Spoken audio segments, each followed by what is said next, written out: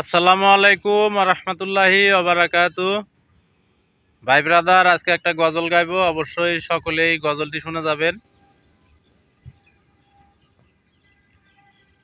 মুসিবতে না পাই যদি, মুসিবতে না পাই যদি, করুণা তোমার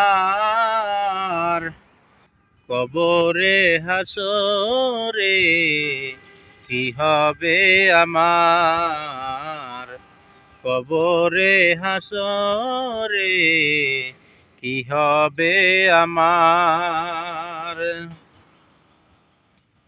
আছি গো ডুবে আমি পাপেরি সাগরে, আছি গো ডুবে আমি পাপেরি সাগরে, না জানি কি হবে ওপারে হাসরে, তোমারি সুপারিশ বিনে, তোমারি সুপারিশ বিনে কেমনে হব পার, কবরে হাসরে কি হবে আমার, কবরে হাসরে কি হবে আমার।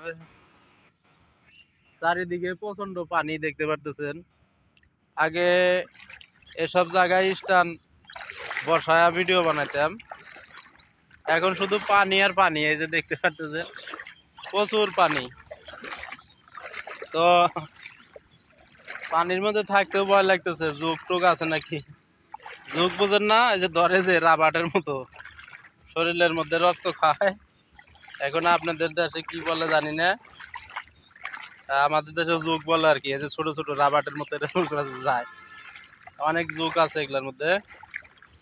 তো গজলটা পুরা গাইতে পারলাম না, পানির মধ্যে তো যুগ টুক ধরে নাকি জানি না।